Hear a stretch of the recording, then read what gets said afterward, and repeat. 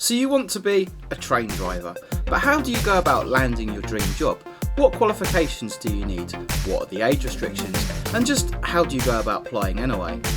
I'm Richard, a freight train driver, former passenger train driver and wannabe YouTuber, and this is Dad Rail.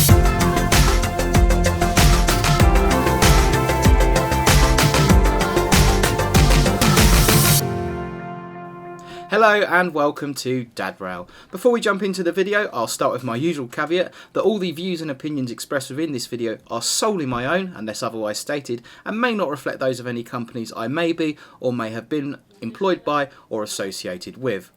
All the tips and advice I'm going to give you in this video are from my own professional and personal experience. Now obviously everybody's circumstances are different, but hopefully you can take this advice and apply it to your own situation. All the advice and information I'm giving today is of course given to you completely free of charge, but if you do want to show your appreciation, a thumbs up on the like button and a subscribe would be an absolutely fantastic way of doing that. And if you are interested in the railways and railway content, then why not check out some of my other videos, including my very popular train driver vlog series. It's the dream of many kids to one day take charge of a train, but it's only a lucky few who get to make that dream come true. Competition for train drivers' jobs can be fierce, with thousands of applicants for each position. So just what is the best and most successful route to becoming a train driver? Here are the answers to some of the most common questions I get asked about being a train driver, and some advice on the best way to achieve your aim. Let's start by talking about age. The minimum age for becoming a mainline train driver in the UK is 21, but you can apply for non-safety critical employment on the railway from 16 years old and safety critical employment from 18 years old. Whilst there is no official upper age limit, if you are approaching retirement age, then some companies may be reluctant to take you on because of the cost of training and the fact they may not recoup that investment. However, from personal experience, I know drivers that have been taken on in their sort of mid to late 50s and they've successfully become train drivers. So as long as you can pass the medical requirement, then get your application in. Qualifications. Unbelievably, officially, there are no minimum qualifications that are required to become a train driver, but most companies will request that you have a minimum of 5 GCSE grades at passes or their equivalents.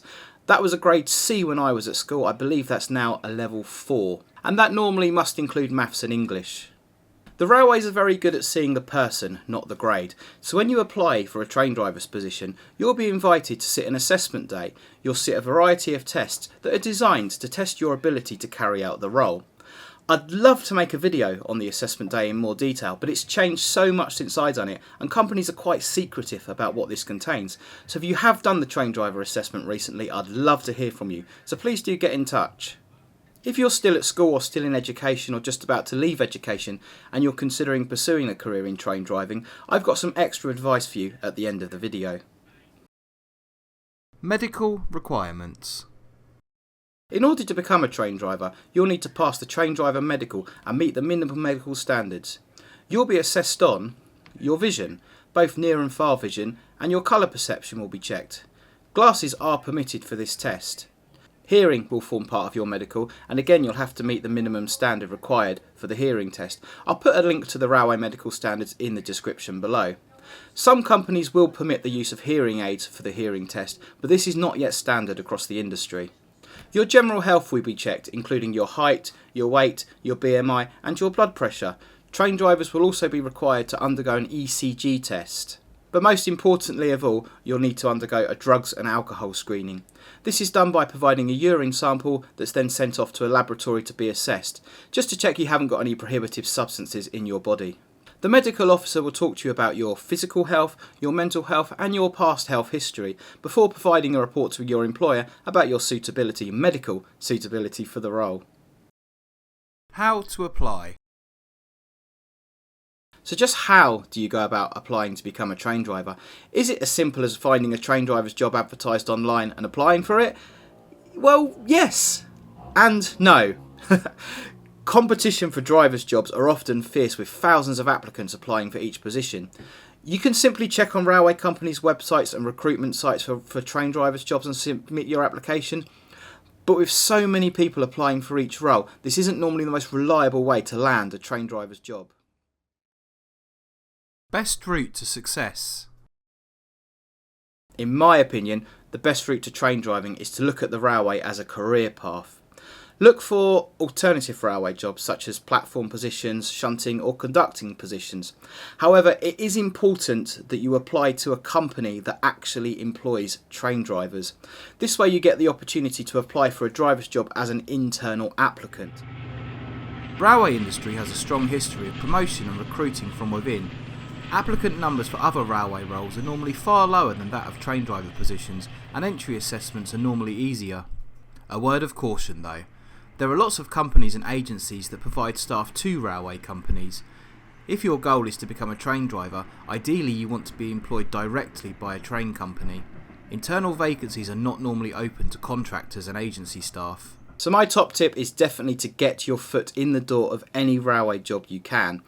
Depending on your personal circumstances and salary requirements, this may not always be practical, but in my opinion this is the best route to success in getting a train driver's position. So once you've managed to secure a job with a railway company in any capacity, this will give you great opportunities to talk to other members of staff, other drivers and other managers, and you can build up a real rapport with people.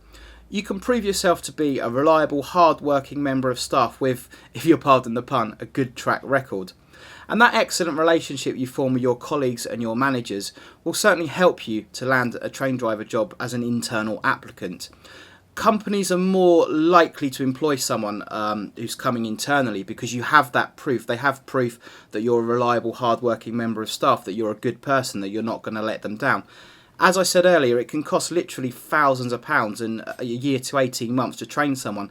So you would rather put that money and that investment into someone that's got a track record, that they know well, and they can guarantee is going to do well. The railway is an absolutely fantastic place to work. I've been there for nearly 15 years now and have absolutely no regrets. But the whole environment and the way it works can be completely alien. Little things like learning the railway language or learning how the system actually works can be challenging things to get your head around. Train driving is a complex job with lots of rules to learn, so having a good understanding of how the railway works and experience of working in that industry and other roles can really help you when it becomes time to do your rules training and your training to become a train driver. On that note, if you're a die-hard railway enthusiast or train sim fanatic and you think you know everything there is to know about railways, then think again. Things on the inside can often be very different to how you may perceive them. Although having some knowledge of the railway before you start will definitely be a great help.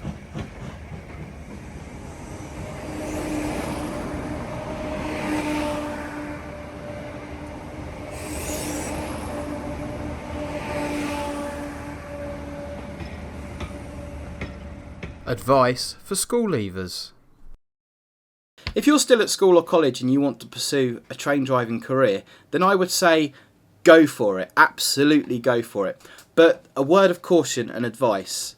The railway is a constantly changing environment and it's modernising, like it or not. And automation will come along in some form or another and will start to become the norm. And the role of the train driver will change.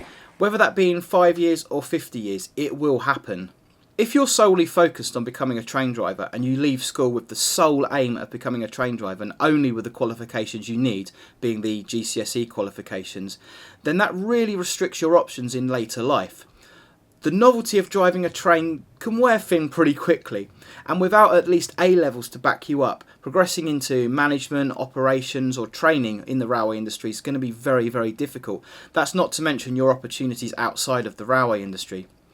So like I said earlier, you can't really apply for proper safety critical work on the railway until you're 18. So use that time, stay in education, get some A-levels behind you. You may not need them for the train driver's job in the beginning, but trust me, they will come in useful later down the line. For more tips and advice and information on becoming a train driver, you can visit my website, www.dadrail.com. At the time of upload, it's a work in progress, but if you're watching this back in 2022, then it's probably good to go.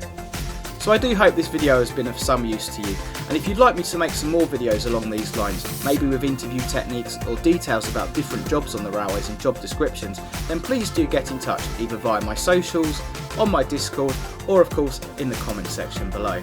As always guys, it'd be great if you could leave me a like, subscribe to Dad Rail, and thank you so much for watching. Hope to see you again soon, but until the next one, create, share, and inspire.